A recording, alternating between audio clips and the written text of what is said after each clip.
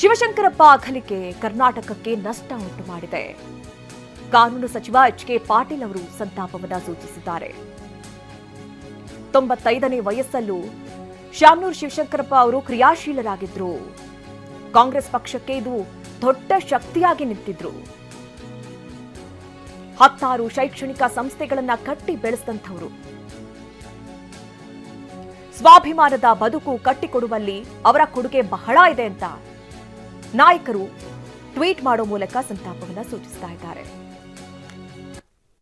ಕಾಂಗ್ರೆಸ್ಸಿನ ಹಿರಿಯ ನಾಯಕ ಶಾಮನೂರು ಶಿವಶಂಕರಪ್ಪ ಅವರು ಇಂದು ಸಂಜೆ ವಿಧಿವಶರಾದರು ಅನ್ನೋದನ್ನ ಕೇಳಿ ಸಹಜವಾಗಿ ತೀವ್ರವಾಗಿರ್ತಕ್ಕಂಥ ದುಃಖ ಸಮುದಾಯಗಳಲ್ಲಿ ರಾಜ್ಯದಲ್ಲಿ ಆವರಿಸಿದೆ. ಶಾಮನೂರು ಶಿವಶಂಕರಪ್ಪನವರು ತಮ್ಮ 95ನೇ ವಯಸ್ಸಿನೊಳಗೂ ಸಹಿತ ಬಹಳ ಕ್ರಿಯಾಶೀಲರಾಗಿದ್ದವರು. ಅಖಿಲ ಭಾರತ ವೀರಶೈವ ಸಮಾಜದ ಅಧ್ಯಕ್ಷರಾಗಿಯೂ ಬಹಳಷ್ಟು ಸಾಮಾಜಿಕ ಸೇವೆಯನ್ನು ಮಾಡಿದವರು.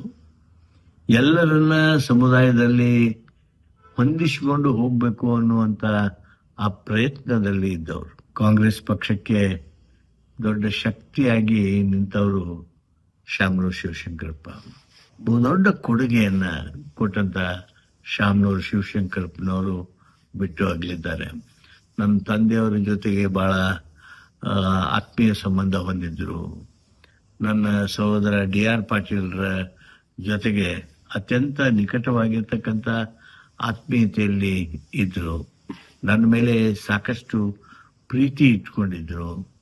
ಅಷ್ಟೇ ಅಲ್ಲ, ಕಾಂಗ್ರೆಸ್ ಸಂಘಟನೆಯೊಳಗ ಅವ್ರದ್ದೇ ಆಗಿರ್ತಕ್ಕಂಥ ರೀತಿಯೊಳಗ ಶೈಲಿಯೊಳಗ ಬಲವನ್ನು ತುಂಬಿದವರು.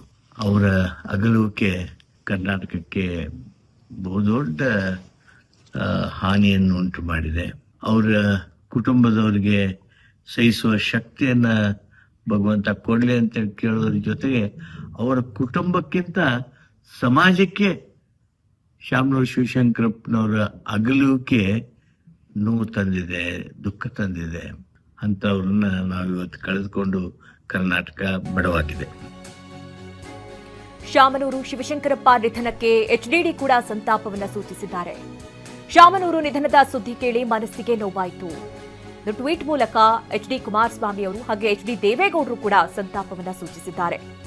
ಸರಳತೆ ಮತ್ತು ಅವರ ಸುದೀರ್ಘ ಜನಸೇವೆ ಸ್ಮರಣೀಯವಾಗಿದೆ. ಅವರ ಅಗಲಿಕೆಯಿಂದ ರಾಜ್ಯಕ್ಕೆ ಭರಿಸಲಾಗದ ನಷ್ಟವಾಗಿದೆ. ಶಾಮನೂರು ಶಿವಶಂಕರಪ್ಪ ಮೃತರ ಆತ್ಮಕ್ಕೆ ಶಾಂತಿ ಸಿಗಲಿ.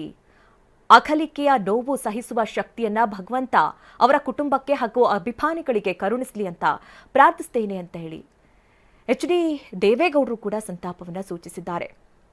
ಅಖಿಲ ಭಾರತೀಯ ವೀರಶೈವ ಮಹಾಸಭಾದ ರಾಷ್ಟ್ರೀಯ ಅಧ್ಯಕ್ಷರಾಗಿದ್ರು, ಹಿರಿಯ ಮುಖಂಡರಾಗಿದ್ರು, ಮಾಜಿ ಸಚಿವರು, ದಾವಣಗೆರೆ ದಕ್ಷಿಣ ಕ್ಷೇತ್ರದ ಶಾಸಕರಾಗಿದ್ರು ಶಾಮನೂರು ಶಿವಶಂಕರಪ್ಪ ಅವರು. ಕೊನೆಯವರೆಗೂ ಕೂಡ ರಾಜಕೀಯ ರಂಗದಲ್ಲಿ ಬಹಳ ಸಕ್ರಿಯವಾಗಿದ್ರು, ಕ್ರಿಯಾಶೀಲರಾಗಿದ್ರು. ಈಗ ಇತ್ತೀಚೆಗೆ ಬರುವಂತಹ ರಾಜಕಾರಣಿಗಳಿಗೆ ಮಾರ್ಗದರ್ಶಕರಾಗಿ ಕೆಲಸವನ್ನು ಮಾಡ್ತಾ ಇದ್ರು. ಇಂಥ ಶಾಮನೂರು ಶಿವಶಂಕರಪ್ಪ ಅವರು ಇವತ್ತು ನಿಧನ ಹೊಂದಿದ್ದಾರೆ. ಕಾಂಗ್ರೆಸ್ ವಲಯದಲ್ಲಿ, ಅದರಲ್ಲೂ ರಾಜಕೀಯ ವಲಯದಲ್ಲೇ ಬಹಳ ನಷ್ಟವಾಗಿದೆ.